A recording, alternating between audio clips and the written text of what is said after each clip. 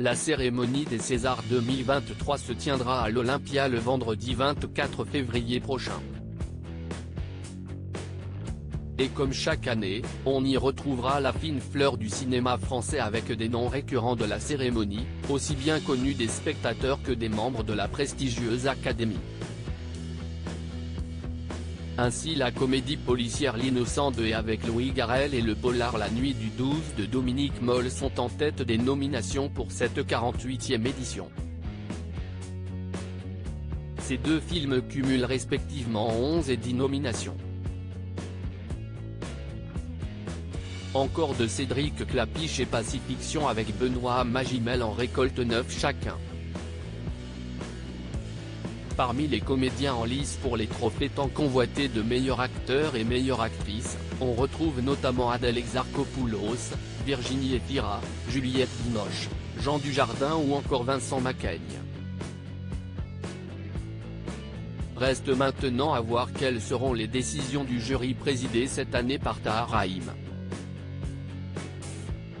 L'ensemble des nominations est à retrouver ci-dessous.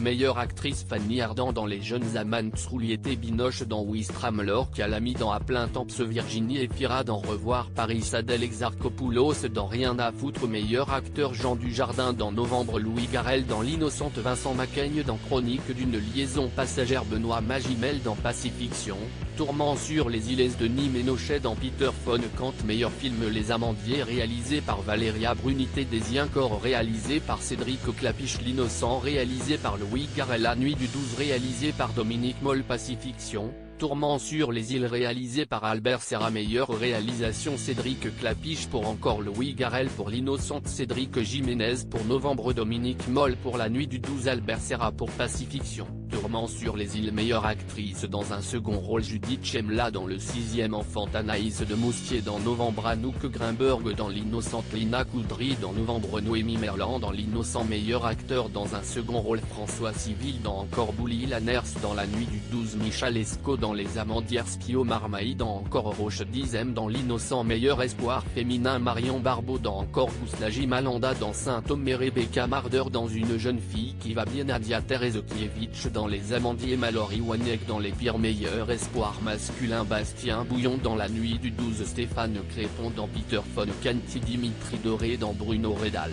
Confession d'un meurtrier Paul Kircher dans Le Lycéen, Alyosha Renner dans Petite Nature, meilleur premier film Bruno Redal,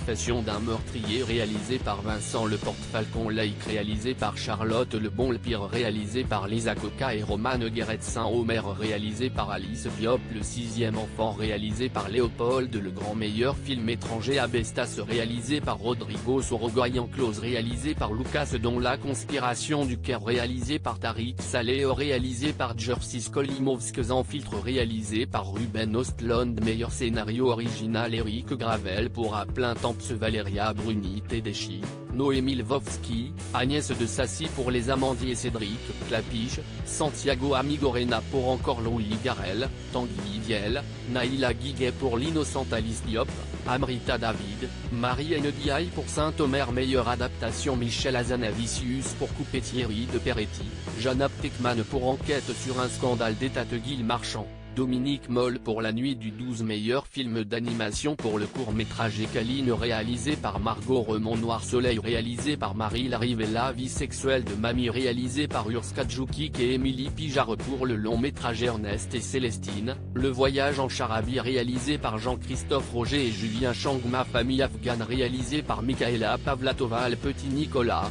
Ouest, Ce qu'on attend pour être heureux réalisé par Amandine Fredon et Benjamin Massour.